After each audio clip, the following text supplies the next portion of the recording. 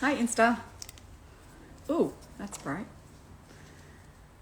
How you doing? I'm waiting for Esther Goldstein. She is coming on. She is amazing. And we are going to have a conversation tonight about attachment styles because so many of you are asking about it. And yeah, it's a good topic. It's an important topic. I'm nervous to get into so many labels because labels are useful and they're also not useful. Hi guys, welcome. So I'm just going to wait for her to come on. And Esther is an amazing therapist. Really, really resonate with the way she works. And it's so hard to find a good therapist nowadays.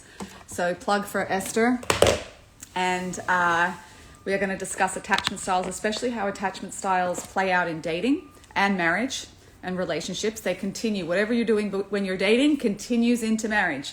So we will be talking about that, and also that you can heal it, essentially. Like there's no need to feel upset or worried if you think, oh my gosh, this is my attachment style, because you can definitely heal it. And at the end of the day, we want to go to the root of that attachment style, where it's really a deep childhood wound that feels really scared of getting hurt, getting rejected, getting close, and then being let down, abandoned, all that kind of stuff. Hi, Rufina. Hi, guys. Welcome. So we're going to talk about that. I hope she finds me and she comes on very soon. But also, there she is. Hi.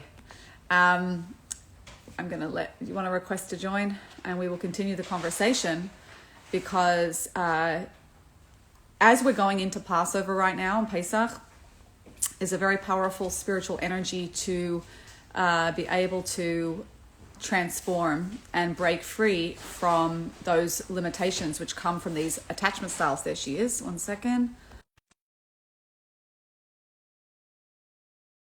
And this is the time, guys. This is the time to dig deep inside and to be able to shift and change, because there's a spiritual divine power that is available. Yes. I just ramble till someone shows up. Oh, really? You weren't rambling. You said Passover's a time where something else or other, and I'm excited to be here, Yay. Jackie. Thank you for coming. I gave you a big plug. I said it's so hard to find a really good therapist, and I love your way you work, and I'm very aligned with how you work. And it's really it's a gem when you find a really, really good therapist. So anyway, kol hakavod to you.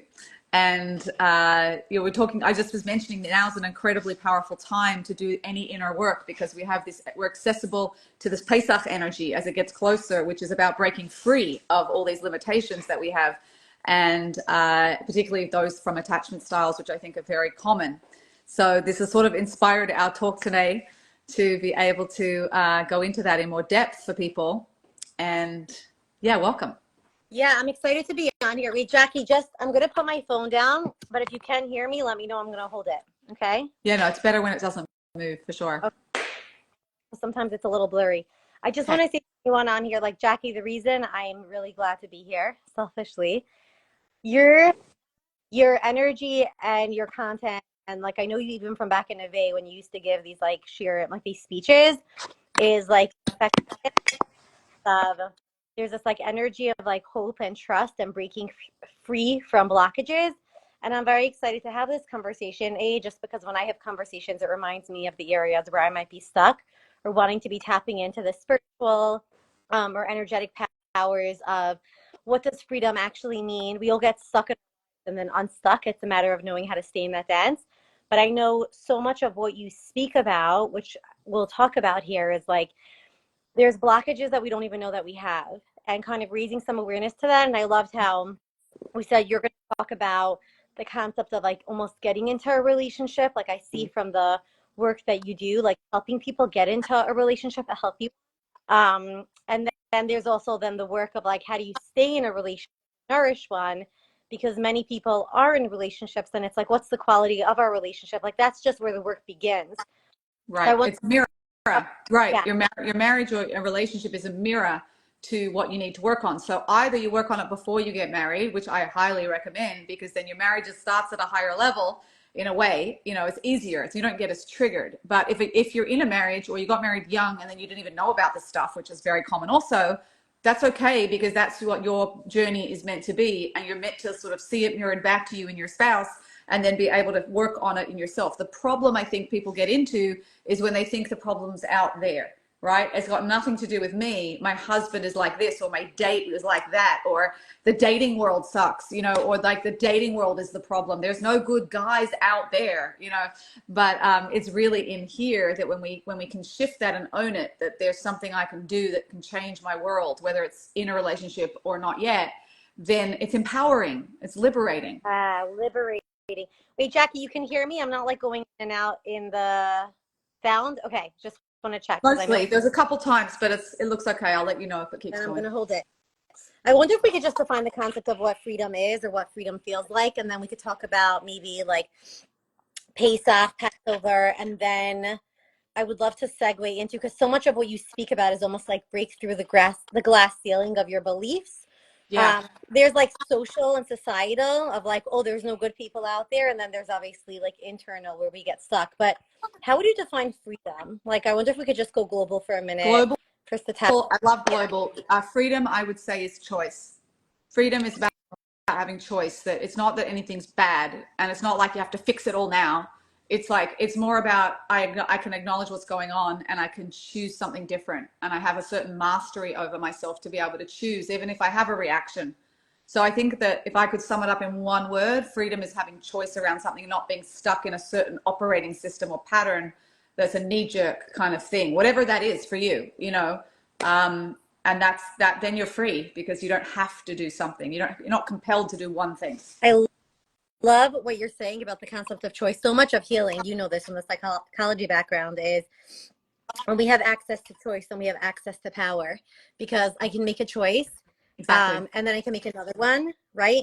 And it's almost like what you're saying. So you got triggered, okay, but you have another choice right in front of you, and you don't have to stay stuck in what is, or you have this experience, you have this argument, you have this bad experience. Okay, there's something beyond that. Yeah, and I think the part of it, even just for people watching, wherever you're at in your own spiritual and personal growth journey, it's becoming conscious, because often what happens is we're not even aware that we're stuck. We're not even aware that we're trapped. And I guess the best thing I've seen that really highlights that, it's quite a silly thing, but it made such a profound effect on me. And guys, you can go and Google it. It's on YouTube, which is a flea experiment. I saw a flea experiment where they put fleas in a jar and they just watched the fleas, and the fleas jumped at all different heights. And it's like literally a 1 minute video. And then they put the lid on, and they kept the lid on for 3 days, and the fleas jumped to the lid for 3 days. And they took the lid off, and the fleas never jumped higher than that lid ever again. And this is the kicker: neither did their descendants or their descendants' descendants. Never jumped higher than the lid. And there was a profound idea. Can you imagine for us? Like, meaning we can inherit certain patterns, right? Subconsciously and non-verbally and genetically from parents and grandparents, especially if you're going back to the Holocaust. My dad was a Holocaust survivor. We absorb things and we just do them and think that that's normal, that's reality. But really, it could be like you're the grandchild of the flea, and you're just jumping to a certain level, and you're kind of just stuck. So the first step is becoming conscious of that I have a limit. There's a limit there. There's a ceiling. There's a stuckness that I'm not even aware that I have. That's Okay. a massive step. Yeah. So you're saying number one, like I'm almost thinking about two different things. Like one is choice. So you're saying even to be able to bring the awareness of choice is like raising unconscious to conscious of like, is there something that maybe you're unconsciously trapped by or stuck by that you might not even realize, right? Like these epigenetics, or kind of what you're talking about, like the neurocellular patterning of, I never saw anyone go beyond that, right? So why should I? And I think the other piece that I think about, so one is like bringing the unconscious to conscious, which I know we'll talk about in a little bit of looking.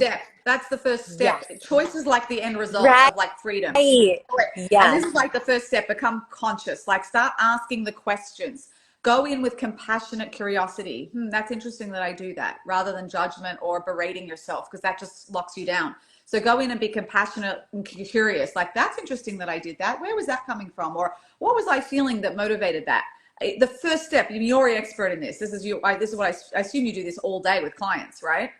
Like this. Yeah. So Yeah, I think it's like removing the judgment and the shame, because what happens is like sometimes I was gonna say like there's also like a boldness and a bravery. Like I think about Nachshon, the one who like jumped into the water, not to go all like to the history. I think there's also like a bravery for anyone. Some people are frightened to look at a pattern, or they're afraid. And I guess what I want to name is there's at the other end of awareness, although it could be uncomfortable, there's huge relief and possibility. So although, right, like you're saying, like questioning or getting curious about, that's so interesting. This is what you tend to do, or this is a belief you tend to say. Yeah. Or is that really true? That's so interesting. I'm wondering if we could look at where you got that. Or could we, Yeah, and right? the hint of like what you need to work on as an individual. If everyone's like, yeah, but I don't know what to work on. I don't know what to think about. What are your patterns? Like I always look for patterns. What are your patterns in dating? What are your patterns in marriage? Because the pattern that repeats, even though you might think it's their fault, right? Whatever pattern that is, you're the common denominator of that pattern. So Yeah. with dating, for example, people get no dates, bad dates, or dates, good dates, but they don't go past the one and done or two and done. They don't get deeper. They're the top three patterns over and over again. But if that's happening to you consistently, relatively like, often, then that's something to do with you that you're helping to generate that even subconsciously. And that means we can look at it and change it. So we want to ask ourselves, what are our patterns? What are our Okay, patterns? wait. Yeah. I want to, can I like highlight, can I just like take a highlighter around what you just said? Because Yeah. can I, do I have permission? Okay. Basically what we're saying is that when you're stuck in a pattern, like when you're hitting a roadblock, you're going down a path because you want to head towards somewhere. You specifically work with people who are like wanting to get into relationships, get into marriages, right? And so what you see is that a person's hitting the same roadblock, right? They say if you have the same issue again and again, you're saying the same story about 10 different people or 10 different workplaces or 10 different dates, right? Or the same narrative of I can't get what I want, or not, whatever it is that you're Yeah. listening in for. Then I love how you're talking in this way, that instead of it looking at like, oh, there's something wrong with me, it's more of like, no, darling, you're actually the answer to this problem, or to this. We could find the solution right here because there's something that's not working. So I love how you say that, because it's almost like the common denominator is you, not in a problem way, but like, let's look at what unconscious dance you're getting into with not necessarily a man, but the idea of a relationship. Maybe, I mean, maybe you want to speak. I just want to say that first to anyone listening, like if you're in this place of frustration and you're not getting what you want or need right now, let's pause and look at like, what's this unconscious patterning that you might Right. be contributing to, because becoming aware of it is going to be connected to changing that dynamic from being Right. repeated, right? Isn't that Yeah. what you see with a lot of the people you work with? Yeah. Like you see shifts in.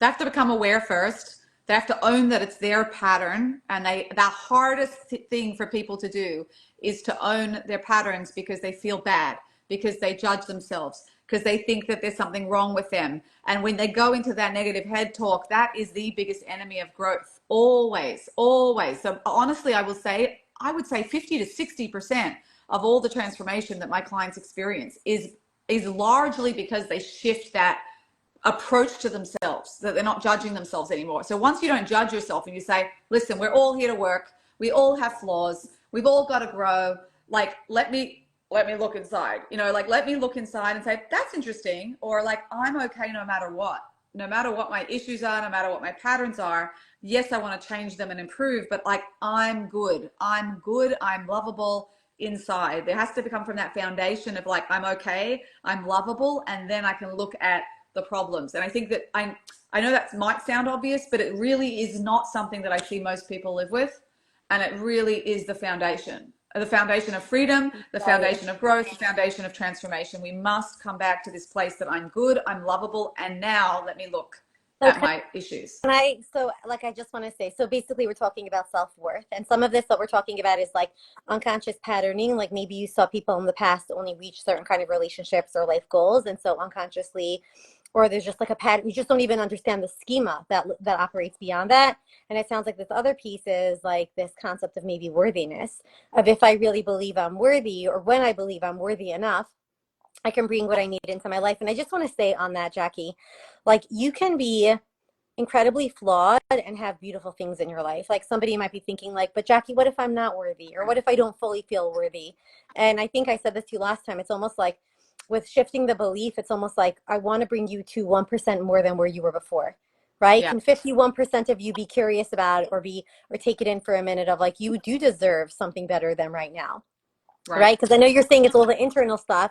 And I think the power of, I was just at the gym earlier and she was always saying like, your body follows your brain. So tell your brain that you can do it and you can do it. And I was like, yes, like the power of the brain, that's what we always do psychologically, is like, what are the beliefs we have in our brain? Um, but I wonder, so Jackie, I love how what you're saying, it's almost like it comes back to self, and how people not attaching their value based on external experiences, because life is a toss up of external experiences. And some we're going to kind of lean into for a long time, and some are just temporary. And it's almost like, how can you hold on to that and then show up for yourself? Um, Well said. yeah. I love that. Yeah, it's really about accepting the journey, that you're here to grow. There's nothing wrong with you for having flaws and issues. And okay, now let's jump in. So like let's jump in, like, because I know that a lot of people have been asking. You said you contacted me with this live saying I'm getting so many questions about dating and attachment styles and all this stuff. So I would love to jump into some of that. Yeah, I wanted to talk about like when I sit with clients sometimes and people want relief, right? They want relief from pain and suffering. That's what we all are. Like, if we're all on this world to grow and to evolve and to try to find possibility through the pain. I mean, that's your whole story, right? Right. Of like your own journey. And then it's the story of every therapist or any person who really wants to leave an impact, any teacher, anyone, right? It's like we've had areas where we were in pain and we want to find possibility through it for ourselves and essentially for others, right? But the secret is it's an ongoing process. It doesn't stop, right? For you, it's not, it's helping your clients or people in your training or right, the course you have. It's not just a matter of, okay, feel confident after that one date. It's like, now hold that self-worth. Right. Now hold that boundary, right? Now don't become the person who chases from your anxious attachment or the person who shuts down or when you do notice it, right? Yep. So I think the reason I wanted to have this conversation was because when I think about like Pesach or Passover, it's the concept of like freedom and letting go, right? And like unsucking or cleaning out. Your And comments.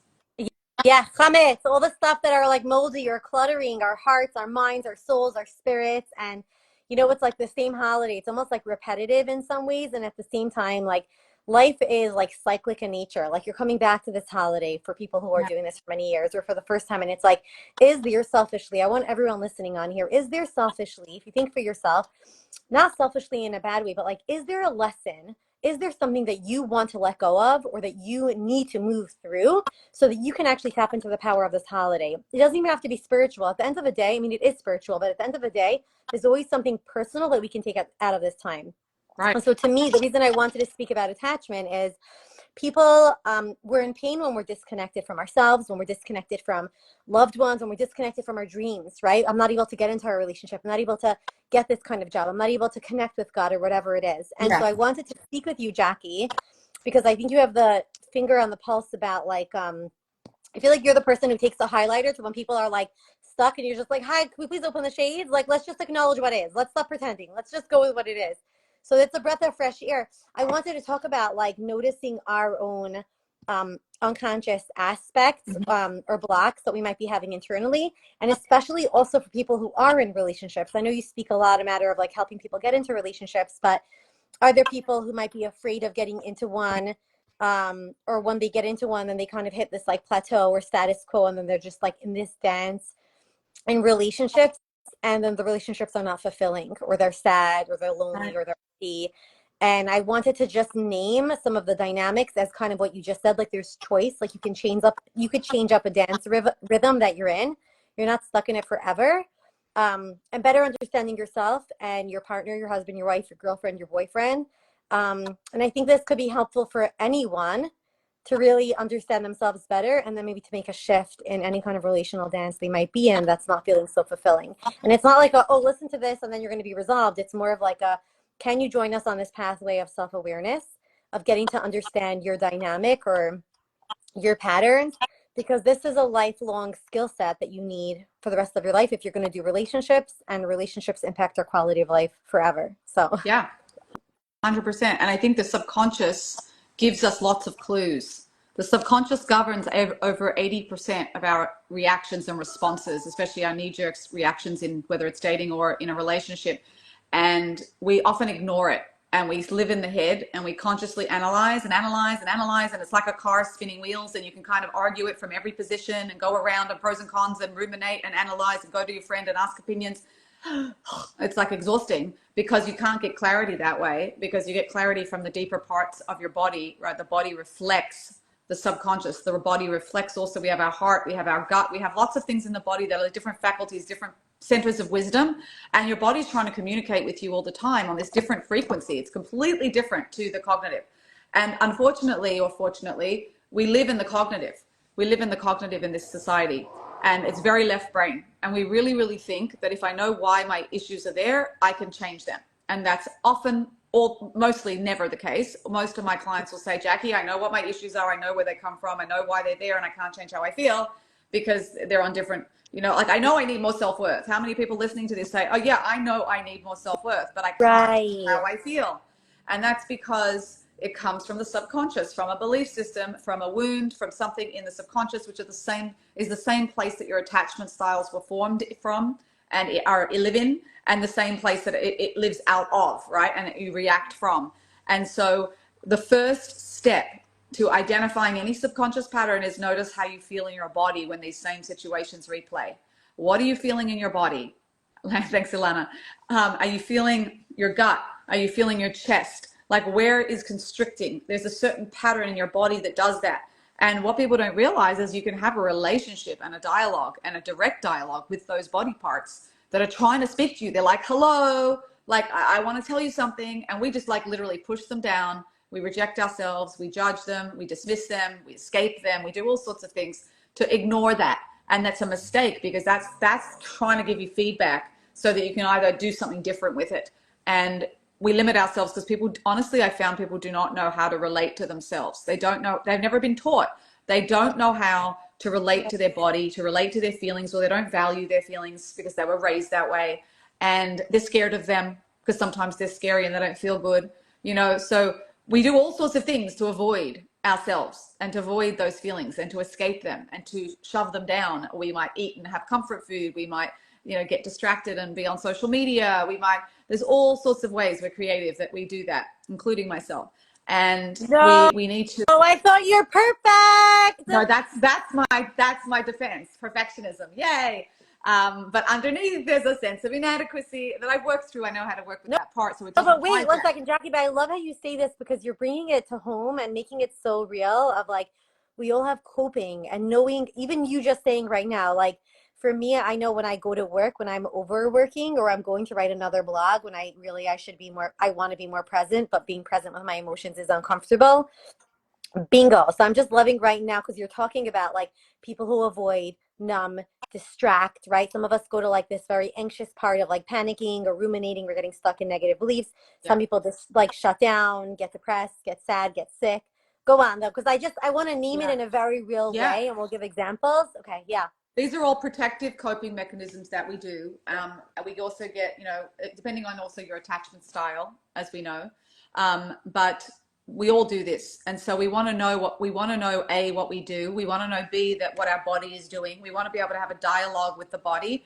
You can put your hand on your body wherever it's feeling that way. Take your attention to that part of the body and talk to it. Literally, it'll feel weird for about 5 minutes and then it won't feel weird anymore.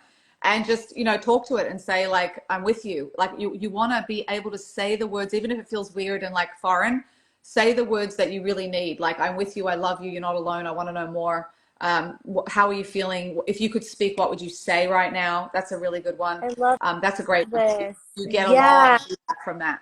And it usually says, I'm scared. Okay, great. Thank you for telling me. What are you scared of? I'm talking literally, like I say, you have a constriction in your chest and you take your attention under your hand on your chest and you take it there and you ask that part of your body, like you're asking, like if I said, Esther, how are you today? And then I just waited for your answer, right? I'm receptive and I'm waiting for your answer. I'm not jumping in going, oh, she looks tired or stressed. Or I'm just like sitting, waiting for your answer. So I do the same thing to a body part. How, if you could speak, what would you say right now? Or what, if you could speak and tell me how you feel, what would you say? And I just wait for a moment. And usually what happens if you're actually able to connect is it just pops up in your head straight away without thinking. That's when you know you're in touch with the body. It takes a little bit of practice. It's good to do with a therapist or with someone. That's what I teach people how to do in my course. I literally have been able to teach the average person how to do this for themselves, eventually without a therapist. If they just stick with me for a couple months, they process themselves on a whole different level. And I think it's crucial because it gives you choice and it gives you awareness. And just by putting your hand on your heart, you already create a different connection than berating yourself, 100%, Ilana. So we want to be able to have that relationship with our body. There's a book, The Body Keeps the Score. It's very famous. I think we spoke about that last time. But if people want to understand more about that, the Sarno method, there's lots of different methods that work with this concept of the subconscious expressing through the body. A lot of the trauma stuff of somatic experiencing, you're the expert in this, is all about that. Someone mentioned that before. They wanted to know more about where they could learn more about the Holocaust and trauma stuff, Yeah. generational. Yeah, I'm happy. I have like a few articles on epigenetics, and it Okay. basically talks about like the ways that are the transgenerational, like the gene pool, how it like transfers over, but it's not necessarily that we have the same gene pool, it's just the way that they interact with each other. And it Wow. really just gives us, yeah, and it gives us understanding. Jackie, I love how you're saying all of this, and maybe let's like define different attachment styles, but Yeah. essentially what I'm hearing is, and I just want to actually name this as the core because there's the root and then there's many different branches. Our attachment styles are going to be the branches, but at the core, essentially what you're naming is the fact that we don't like feeling alone. We don't like feeling scared. Some of us don't even know how we feel, right? The basic is like developing an emotional vocabulary. And like what you said, like a somatic connection with our body, a lot of us don't know how we're feeling. And when you start even developing an understanding of like, I'm scared right now, or I'm alone, or I'm going to be rejected, or I'm going to be left alone, or I'm Yeah. going to be responsible, or I can't disappoint someone. So there's these core themes that we have, and then we bring all of our unhealed wounds to relationships because essentially we're all trying to heal, right? We all are. Right. But I love how you're saying that before we do that or while you do that, you're just like, 1 second, can you first be present with your own self? There's nothing wrong with saying I'm scared. There's nothing wrong with saying I'm terrified of being left.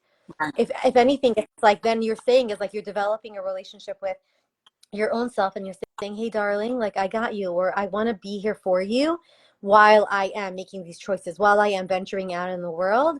I want to develop a connection so I can develop a sense of security and safety with myself.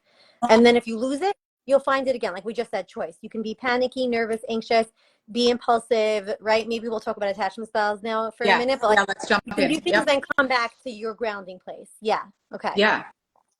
So we know that there's like, I mean, now the labels keep getting longer and longer and longer. It Right. used to be just anxious, avoidant, secure. No, no, no. We all, sometimes it's a little bit of a joke to me. Sometimes I shouldn't, I'm not laughing at it, but just like it gets too complicated. It's nearly too cerebral, right? The anxious, preoccupied, dismissive, avoidant, Yeah. the disorganized, I the wouldn't. I would just, yeah, I think I would just talk about the concept of like secure, anxious, and avoidant. avoidant. And not Yeah. that you're any, and I wouldn't even say that anyone is like, first of all, a healthy relationship could help you. You can be more anxious in one relationship and more avoidant in another. I just want to name that. It's more of like Mm. the relational dynamic. Like I've seen a client of mine who was naturally the very, very anxious one. And then she got into a relationship, and it was very interesting because well, she did a lot of healing work as well, but she was incredibly more secure and she was shocked. She's like, I'm always like a lunatic, like running, chasing. And it was like parts of her felt more secure, with the dynamic because this person was communicative to a level, to a higher Yeah. level. And then she, right, so it's on, oh, here's balloons. Yay! Instagram likes that he's communicating. Where do balloons come from? Instagram likes that this dude was communicating. No, I'm joking. But I do have to say, or sometimes people have avoidant. I think more of just naming that there's different ways that we engage based on like either past relationships, even adult relationships, and usually also like childhood experiences. But yeah, I wonder if you just want to share like the basic templates of like secure, anxious, and avoidant, and then we could talk a little bit about how it Yeah. presents. So, Yeah. yeah, so very, very basically, anxious attachment is where we have maybe an inconsistent parent, a parent who was there sometimes and they're not, based on maybe their own stress levels. They can still love you. It's still a loving family. I want to just qualify Yeah. that this is all normal families that love Yeah. you. It's not about extreme trauma necessarily. Yeah. And it comes from either also parents who might be overprotective or were intrusive, parents who kind of were just inconsistent, and there was a sense of rejection. And so with that, if you developed anxious attachment, you crave that closeness, and at the same time, you're terrified, right, that you're gonna be abandoned or Mhm. rejected at the same time. So it's fine when there's that closeness, and then when there's a sense of perceived distance or threat to some sort of rejection, it activates that anxiety. And people typically, especially with dating, oh my gosh, they get clingy, and then they're over analyzing every single text message, and why didn't he respond to me? They're literally put into knots and into enormous amount of stress. And then the guy responds like, oh, everything's fine again. And so really, it's not really fine. And that's not love. That is a desperate need for validation. So anxious can come across desperate and needy and clingy. That's how it would express, right? And sometimes you can even know that you're doing it, but you can't stop it because it just feels that way. Right. Avoidant Avoidant is the opposite, as it sounds. You're avoiding intimacy. You're avoiding closeness because that's too scary. Because I'm also going to get abandoned, so I get to get hurt. I don't want that. So avoidance usually come from a parent who was inconsistent also, but often unresponsive. Mhm. So like a kid comes home from school and tells parent about something, and the parent doesn't really give much response to that. Like whatever, how you did in a test or whatever. Maybe the parent's numb. Maybe the parent was stressed as well. So an avoidant learns that closeness is basically dangerous, and I need to stay far away in order to protect myself. So that presents more as really hyper independent and self-reliant. They don't want to have deep conversations about emotions or a vulnerability, God forbid. They don't, that no way. They're like, you're so intense. Like, why do you have to always make a problem? Why do you have to always, that can sound a bit like that. Like, you're always bringing up intense issues. Can't we just chill? Can't we just have fun? I just like, there's always a problem. So it can nearly a little bit gaslighty when they don't want to go there. Right. But those are the two, and avoidant is more independent, anxious is more dependent, and secure is interdependent, more healthy balance between empathy, warmth, and a desire for intimacy, and then being able to set boundaries, be separate, be healthy, have a sense of self, and secure, very secure, like it says. That would be the short Yeah, the version. short, simple version, right? Like secure is like when from the basic needs is like when the parent responds to the child's cues of hunger or Yes. tiredness. They don't, then there's a short window of time of like being like, hey, I'm here, right? Like you're sad or I'm here for you. Right. Right. And I think that like understanding, I think just like first understanding, like if you have a tendency to either disconnect or to feel frightened when somebody's getting close to you or pull away, there's nothing wrong with you. Your body is sounding the danger alarm bells for some reason, like helping to discern what's a problem or what's uncomfortable about the relationship versus what's uncomfortable for your past relational template is really helpful. Like I just spoke to someone the other day who's trying to figure out a relationship dynamic, and I said, I wonder if I can help you separate like this relationship from how you're feeling internally. She was almost trying to figure out like, am I having like a reaction, like a trigger reaction that's related internally because of my own experience. She had a recent relationship experience that was tricky for her. It wasn't healthy. Or is this about the relationship? Because sometimes it's both. Sometimes it's like you don't actually want the relationship, but you can't know, or maybe you do, but you can't know because it's all getting dumped into the kitchen sink. So I think So just someone knowing like, just asked that here, actually. okay, Someone just literally wrote, how can you check in with yourself to know if your concerns are valid or if they're just anxiety rooted? Like, is it part of your anxious attachment? I think that's a very, very important question. Thank you, Mia Yael. Nice name. How do we work that out? I get asked that question every other week pretty much as well, is how do I know when it's my anxiety versus actually something going on in the situation? I think there's two different pieces. One is like if you have almost like you described the girl on her roller coaster, kind of almost like this like very intense panic, which to me sounds like a child state, right? It's almost like we can't outsource our inner child to be parented by our partner or a date or a husband, right? It's like if you have an inner child, like they almost say like if there's hysteria, then there's history. So if there's a very, very Oh, that's intense the reaction, one. Wait, slow down. You're saying gems. If there's hysteria, there's history. I like that. if there's That's like a hysteria, quote. there's hysteria, there's history. So if you notice a hysteria to you, like a panic, or like you're literally holding, you want to write Yeah. it down? Or Can like you you're text it, holding, text it to me? Like, can someone write it down? or like you have this like, or you're holding your breath and it's disproportionate to the situation. There's history there. Yeah. This predates whoever it is that's on the other end of the line or the person that's on your mind. This predates the situation. And if you could find comfort in like, okay, so there's deeper roots here that really belong to me. That's amazing. Because So just applying that to what the question yeah, was. So if you're getting a guy is not texting back and you are in absolute, complete, sheer, utter terror and panic, and you are twisted in knots because of such a simple thing, then that's an example of hysteria, right? yes, that's an example. And then what I would say to you is to say like, darling, like there's clearly some fear or worry. And could we be with the fear or the worry? Like I wouldn't say, oh, you're being I would almost just like go to like kind of what you just said, check inside. Like let's be present with that terrified fear or the worry or like, and let's say you do get rejected or you don't. That's really not important. I always say like, I remember talking to someone who was like getting into a relationship, getting more serious, actually more avoidant. I was terrified of getting engaged. And I remember telling her, like, sweetheart, like your job is to marry yourself again and again and again. And if this person happens to be the right person for adult you to marry, for you to take care of each other and love each other, that's wonderful. But it's almost like the coming back home to yourself again and Yeah. again and again. You have to do in marriage too, in relationships too. Yes. It's not just like, okay, now you have a ring on your finger and everything's good. It's like you're going to have your emotional parts, right? Or these sensitive fears or worries or hopes that come peeking out of the window and being like, hi, are you there for me? Right?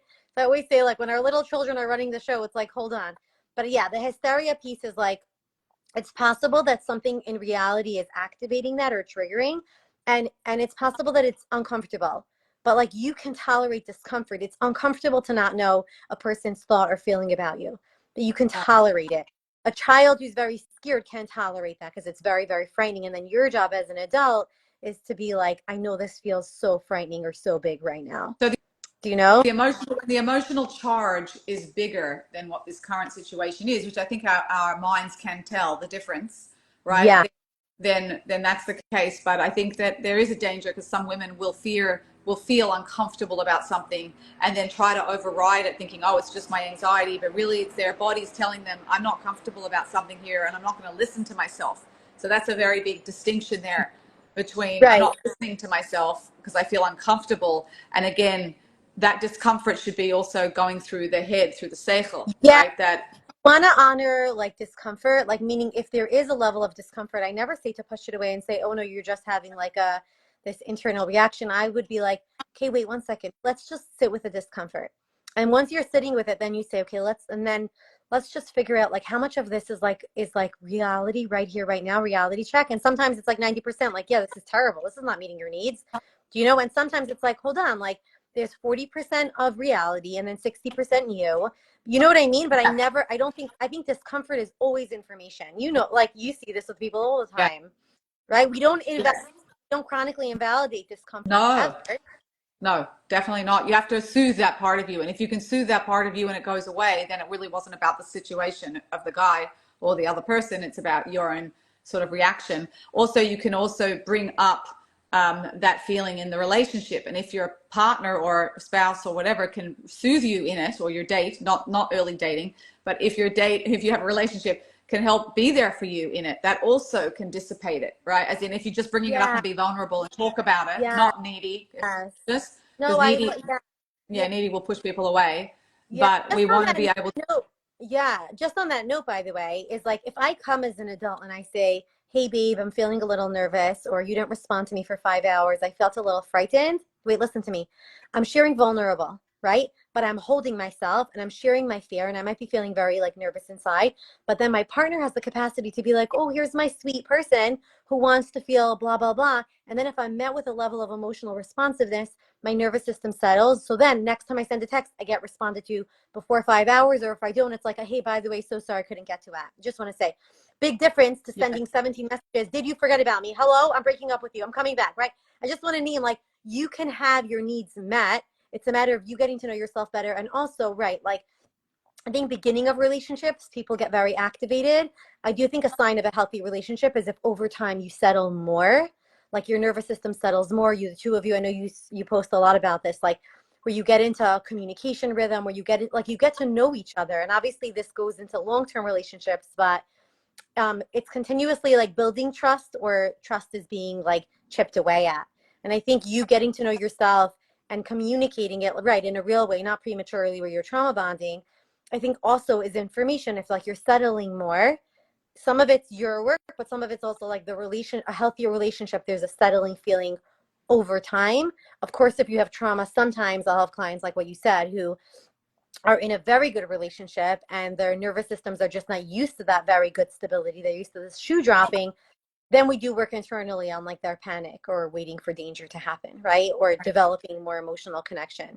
yeah, it's always a signal. Whatever's going on in our body is a signal to you, but we have to learn how to read those signals. We have to learn how to respond and read those signals. We've got some really good questions coming in.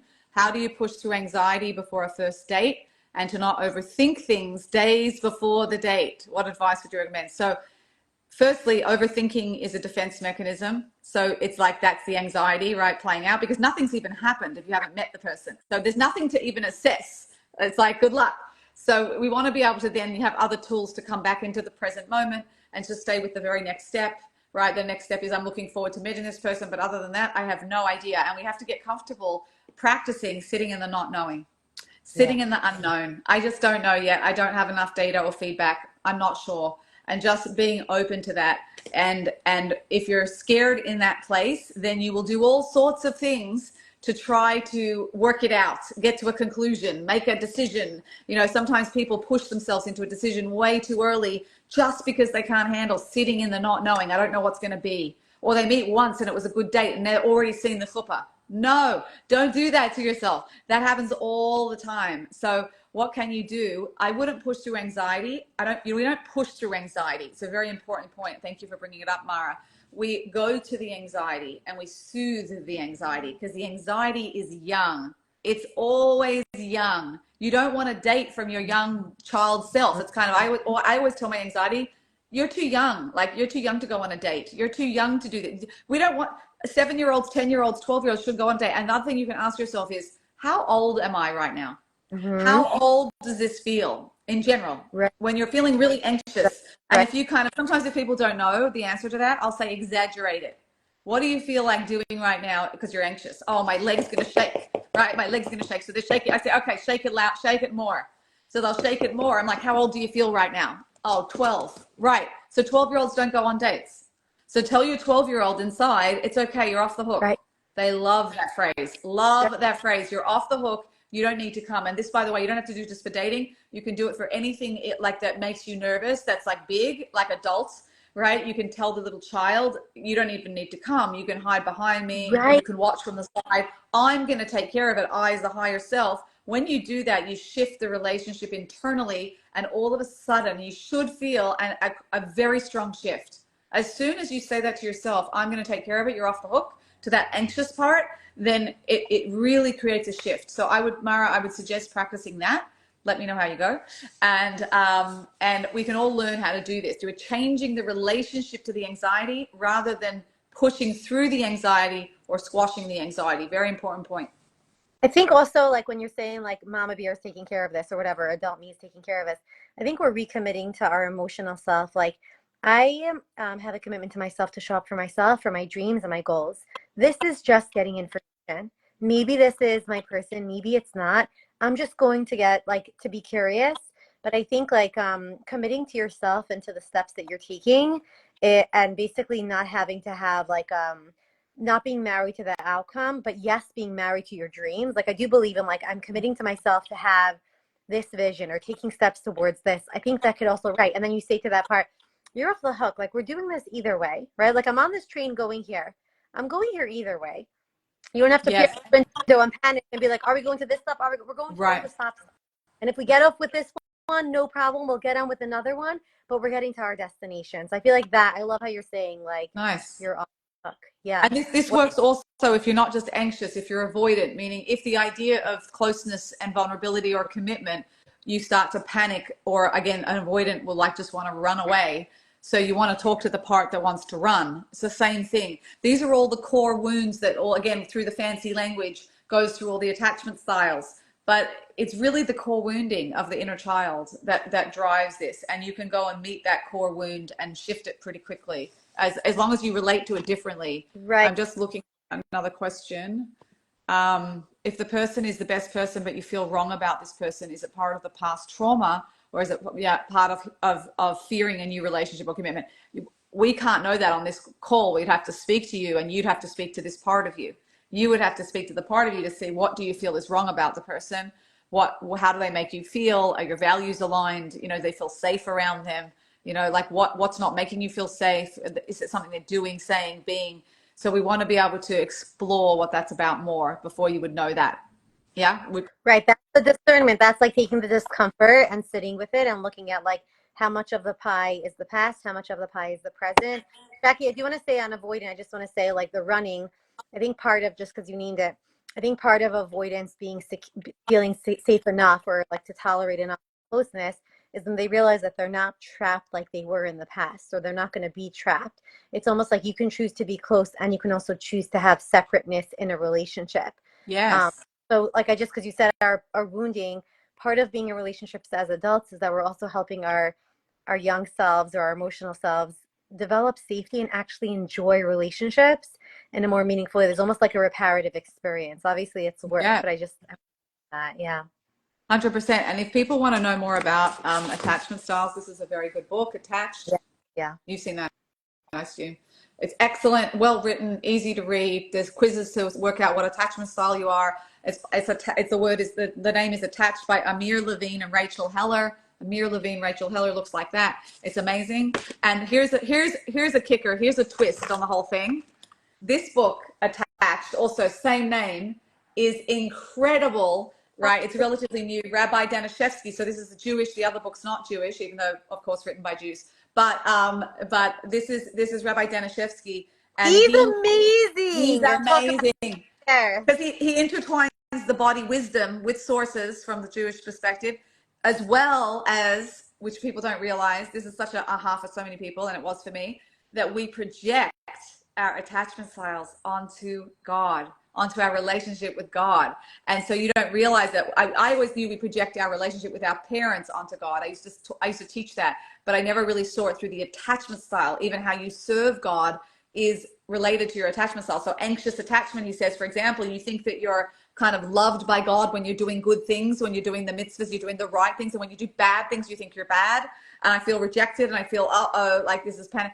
It's fascinating, right? And avoidant is I'm going to avoid Hashem. If I feel hurt or upset, I'm going to stonewall Hashem. I'm going to stop talking to him. I'm going to stop talking to Hashem. I'm going to go off and like either go off the derech somewhat, or I'm going to Right. it makes sense, or rebel in some way because I'm upset at you. Like it's unbelievable. We do really relate to Hashem in that way. So I think that's fascinating. For those that haven't heard that, please get this. It goes through regular attachment styles and the body wisdom and all the stuff we're talking about now, as well as in how it projects spiritually, which is fascinating.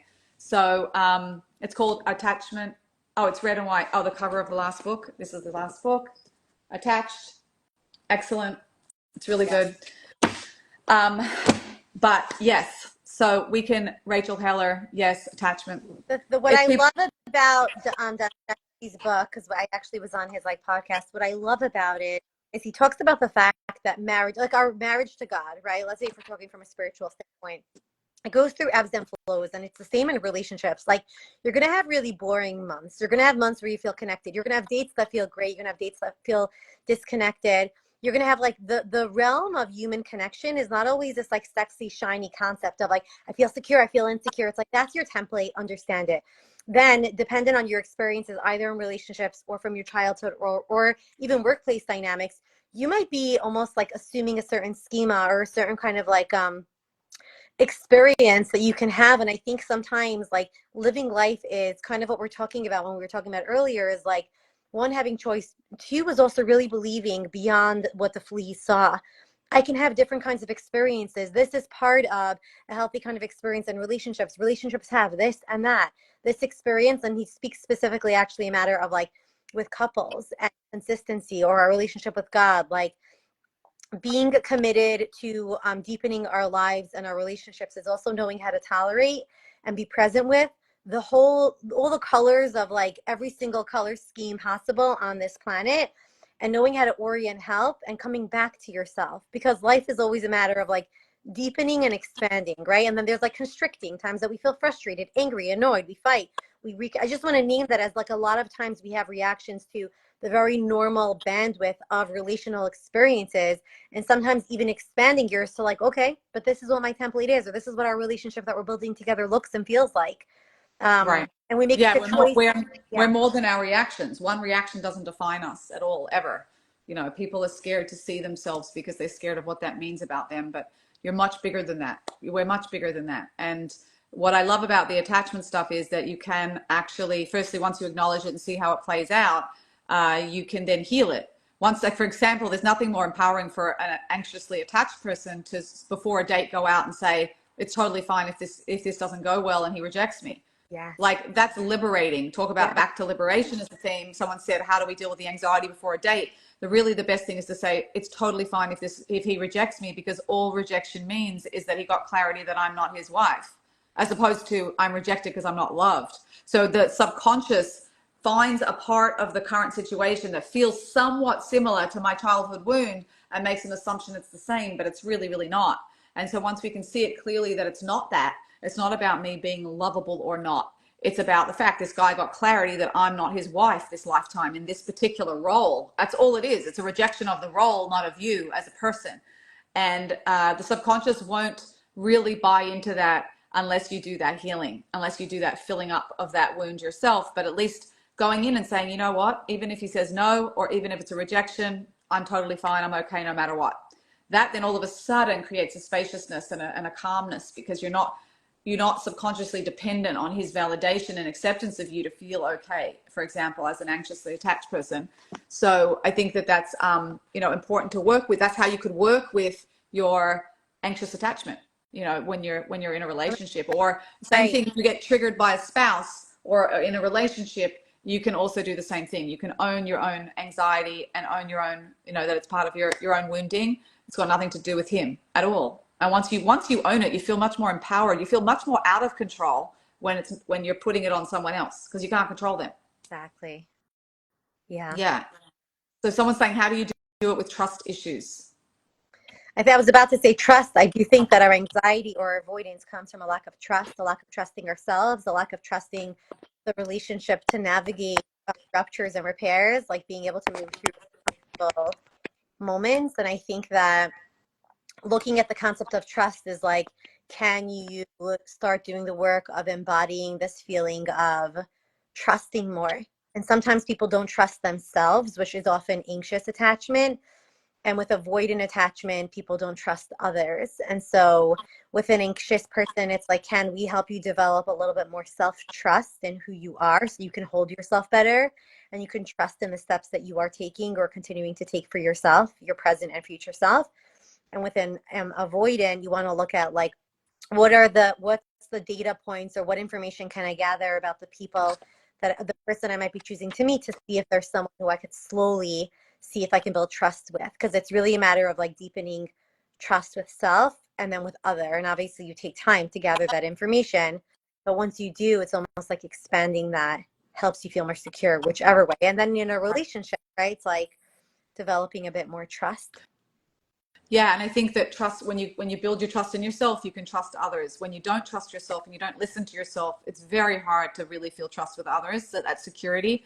And the way you build trust, again, self-trust and self-worth are the two biggest things that every single one of my clients want. They write on their goals and their KPIs what they want out of the work, and that's what they write: self-worth, self-trust, always those two.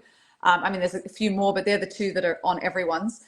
And self-trust, how is that built? Meaning self-trust, when I don't listen to myself, then I betray myself. When I don't listen to myself and I don't advocate for myself, I don't speak up for myself, I don't ask for what I want, what I need, what I desire, what makes me comfortable or safe, then I'm abandoning myself. I'm doing the same very thing that, like, the anxious attachment, for example, or the avoidant attachment is scared of. I'm doing it again to myself, and that fuels and confirms the attachment style. So the first way to change that is, number one, being able to tune into how you actually are feeling. That's number one. It's not a big thing because a lot of people don't. How am I actually feeling? And then number two is having the courage to practice speaking up about that. Yeah. And actually bringing that into relationship at the risk of rejection, at the risk of vulnerability.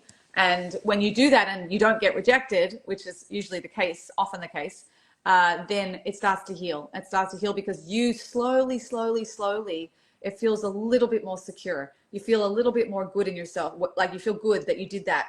You feel like a little bit more solid, and it kind of just builds very slowly until you get to a place where you actually just feel like, wow, I just feel solid inside. I don't know how to describe it because I've done both. I felt solid. Look, it's the opposite of hollow or wobbly. Like I tell clients, like, I want you to practice here so that you can actually develop those relationships that give you that solidity, that just reinforce for you that you can't. You're going to have some people who disappoint you, and you're going to come here and you're going to cry. But you know what? Then there's going to be those wonderful experiences, and we want to build upon those. So then, right, like what you just said, that solid feeling. solid. Yeah, that's what self-trust feels like, solid. If you feel shaky and like all over the place, then that's something you need to work on to build. And the more you build that and you're solid here, the more you can see solid in others. You can spot it. You can spot someone or feel someone who's trustworthy because you have yourself as a barometer. And I can't say this enough, guys, we so underestimate the power of using ourselves as a barometer to be able then to assess accurately others. People think you just got to get information and tips and tools and tricks in your head and you'll be able to do it. No, you got to draw it from yourself. You got to be aligned with yourself. You've got to listen to yourself. You've got to be within integrity. If you have one reality and you are acting a different way on a date to get the connection, you are betraying yourself and you're creating mistrust with yourself. Your body and your subconscious are listening and they're saying, she's not listening to us. She couldn't care less. You're creating a disconnect inside yourself, and that disconnect creates instability and mistrust. So there's no more important thing to do, I believe, in life than build the self-worth and the self-trust. They go together. The more you trust yourself, the more you'll have a sense of worthiness. The more you have a sense of self-worthiness, the more you listen to yourself and trust yourself. They really, really go together. Love this. And it's the most important thing in the whole world to make you happy. If you want to know, how do I get happy? This is one of the, how do I be happy in life? How do I feel like happy, safe, secure, stable, solid? These are the two things that matter. You know, these are, yeah. Sorry, I went on my rant. Oh, I love this. I got very excited when you were talking about self-love. The feeling of being solid inside, like if I'm solid or when I'm solid, I can navigate and tolerate anything. It might be uncomfortable. I might get hurt. And I love how you're saying when you actually, well, you get passionate because you've helped people and you help people with this, but having integrity and being clear about who and what you are, and you don't self-neglect, then you're developing a beautiful relationship. And the other thing you said is if you're solid, you could sniff solid. You also attract it. We unconsciously, when we're in spaces, like we just become more, you don't have to effort as much. Like I remember like a mentor of mine said, like, or I think she took it from the 12 steps, but it's like, God moves mountains, but you have to use the shovel. Like let him do the heavy lifting work, but you got to do the shovel. Like that. So, yeah, I'll send you like, let mountains, let the energy, the spiritual, like you know, but you do the work so you actually can be a vessel of actually engaging in whatever it is that you need. But I loved how you said all of that. I wonder if you want to share a little bit now about your program. I know I've heard like amazing things. I don't know if there's anything else you wanted to share or if we could talk about. Yeah. I want to answer Jules's question because they asked about how do you know when you should express yourself to your spouse or not, because sometimes it comes from being extra moody. So just again, a Klala principle on that is that it's, if you can't express it with respect without like attack because you're moody, then don't share it at that time. But you know, you should definitely share things with your spouse, but from a place of you owning it and not vomiting it or projecting it onto them. And also, if you can't do it with respect, then it's going to damage the relationship. So you don't want to do that. So that would be the way in my head I would make that distinction. Would you have anything to add to that? I think it's like, come to a place of regulation. I think that you also want to assess where your partner is at. So it's kind of saying something like, hey, I wanted to share something. Is now a good time to share it? Oh, that's permission. Yeah, I like that. Yeah. But I love how you're saying, like, if you can't say it with respect or if you're very agitated, I think sometimes even when you're in a regulated place, it might be very emotionally charged. So if you are regulated, you could also say, hey, listen, like I might be very emotionally charged, but I want to tell you something. Yeah. That's a good one. So always that prepping and preparing and like permission. Yeah. Preparing and permission, the two P's. There we go. Another one we can add. And one last one, which was really important. Rachel said, lots of people don't respond well to vulnerable sharing and communication. So I want to say two things on that. Number one is if they really, really don't, and you're kind of grounded in the way you're sharing it, then that's a sign for you that they might be avoidant. So that's still feedback for you. It's still good for you to get that feedback. Number two is you have to make sure that you're sharing in the same kind of a matching, I call it matching, a matching way where you're sharing in the same kind of pace and intensity as the other person. Because if you just share and open up everything and they haven't, that's going to flood them and they're going to run for the hills. Right. You know, that's too much. It's too intense. So with any kind of intimacy, it should be an equal kind of sharing and matching in the pace and the intensity. Really, really important that a slow build is the way to go. Yeah. And I think you didn't, I think if the first, if somebody's avoidant, that's information, they might not be your person or someone you want to develop more of a relationship with. But two is like, if you did flood too much, right? You can always come back and just say, you know what, I feel like I just went on a ramble. Like, how are you? Tell me how you're doing. You know, like I just, cause sometimes we do get like out of sync. And I think, but yeah, I think in general, if you notice that you're the overshare or you're the undershare and you're just like the container, right? Or if you're flooding, you want to look at that. Yes. Yeah. Beautiful. Thanks, Rachel. I'm glad that helped. Okay. So my course, I do a 9-week process. If you want to jump in and transform yourself at this real core place that we're talking about, and you want to break free right now because Pesach is coming, we have a Pesach special, 20% off. You can jump on a call with one of my team, discuss all the details. I don't want to go into it all here now, but it's 9 weeks. It involves online modules so you understand it from the left brain. It involves live group calls where you get to see it come alive and you get to see me coach people in real time on the call, and you get to see people ask questions. It's very interactive. You get one-on-one sessions with us as well. So it includes one-to-one privates, and you get your own coach who can ask any question to for 9 weeks. So you can ask private questions offline as well. So we have kind of, for some reason, this model with all 4 elements is really powerful. I really doubted that at the beginning. I wasn't sure. I went and did a course myself as a client in this model, and I found it extremely powerful. And people, if you do the work, you will come out transformed at a subconscious level because the work works. The somatic work works. Do the work, and you have amazing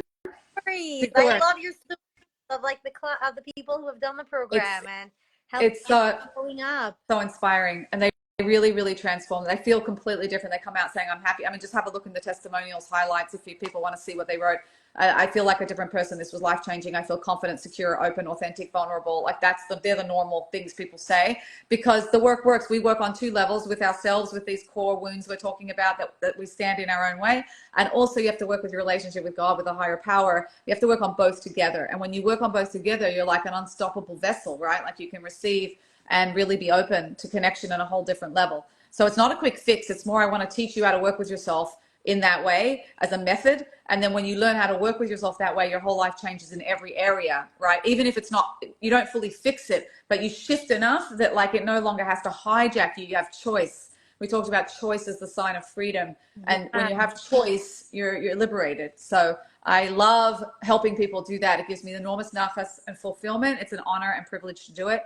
And if anyone feels they've been on the fence wanting to do this work and they're not sure what to try, please feel free to contact me on the DMs, and happy to speak to you more about it, or go and see Esther in the 5 towns, right?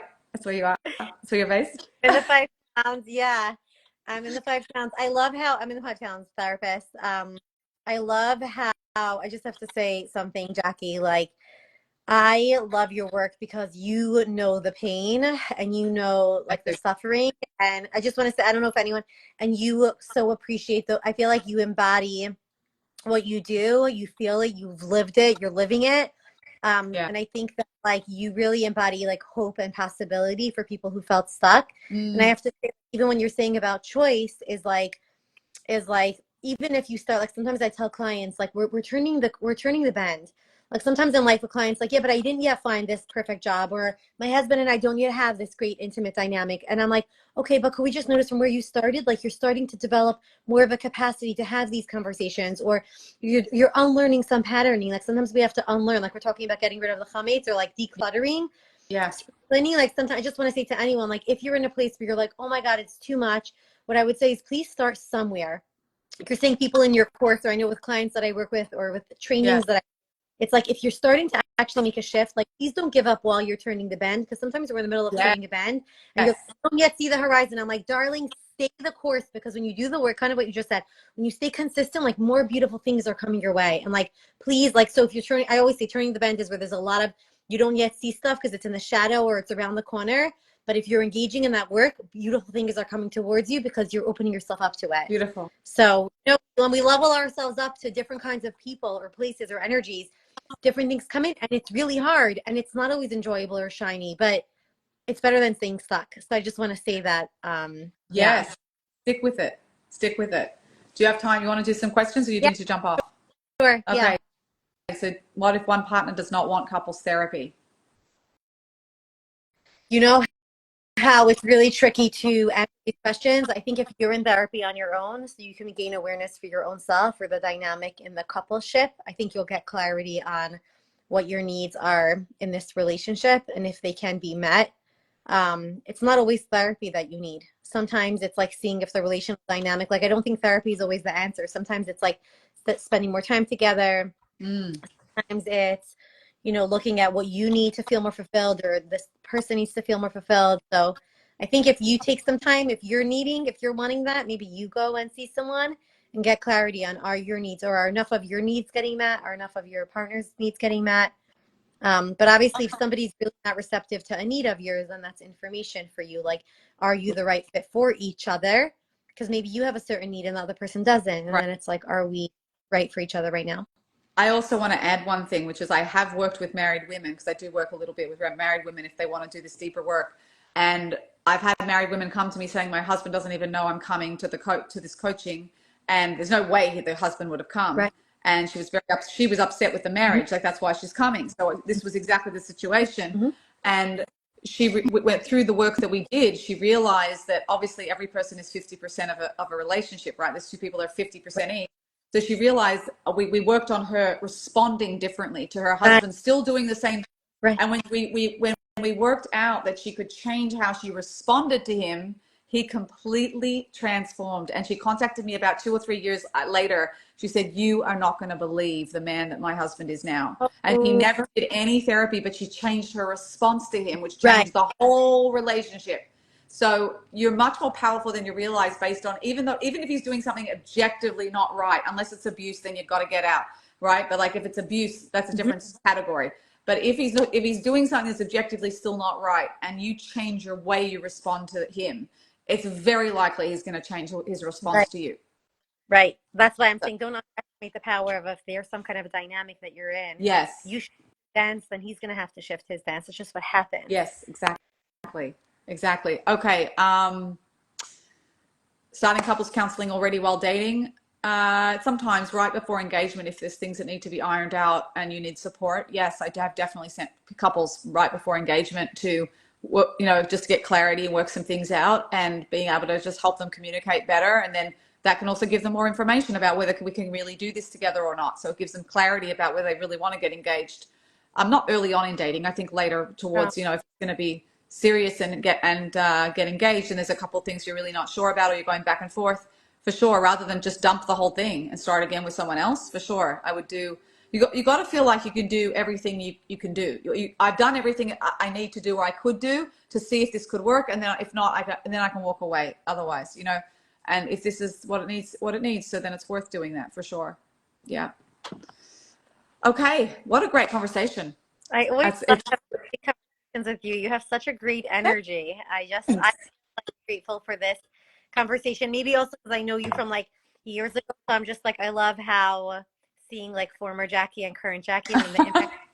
No, like there was no program like this back then in the Jewish world. I'm just No. saying, what you created is incredible. You impact so many people's lives. I love what you put out there, and I'm excited about Thank you. everything. Thank Yes. Thank you so much, and thank you for such a meaningful and deep conversation. And I hope everyone experiences a liberating next Yes. couple of weeks, and ending in Pesach. I also heard an idea. I just finished with this, that on the Pesach Seder, because it's so powerful, you really literally, once you identify what your chametz is and what you want to shift, really visualize what your life would look like seriously in detail at the Seder, like when you're actually eating matzah. I want you to visualize what it would look like if you experience true freedom for you, and viscerally feel it as if you already have it now. And they say that the most powerful time is at the Seder when you're eating matzah, and also afikomen is the time to do that. And Hashem guarantees that whatever you want to feel free of, if it's a spiritual outcome, He'll guarantee it as long as you put in that work. And so it's a very powerful night. People don't realize, by the afikomen, we're all exhausted. We're exhausted. We want to finish, but it's just have that in mind, have that intention even, and talk to Hashem. Also, just to bring it up, like this is spiritual, and also like if you can imagine something, you can create it. And digesting, it's almost like a prayer with like your mental template is like if you could literally have this visceral feeling in your body, literally, and like play it out 3D, what would it feel like? What would it look like? How would I notice? What would I actually be like believing about myself or about whoever I'm with, right? Your body can feel that, and then making that into a prayer is like this 3D prayer and saying, okay, now bring it there. Nice. 3D prayer. I love that. Well, yeah. Well, also just in terms of when you think about people, you talk about capacity. Is like if you actually could really embody it, if you lean into what feels so good, what you want more of, your body almost like leans towards them. You're open to it, and yeah, you're saying kind of say a prayer to God. I love that. Make it a prayer. Make it a Beautiful. prayer. Hysteria is history. I love that. That's my favorite take. So Awesome. you're doing well. All right. Thanks so much, Thank Esther. Have a you so wonderful much. Take evening, care. and we'll be in touch. Okay, bye. Thanks. Bye. Bye.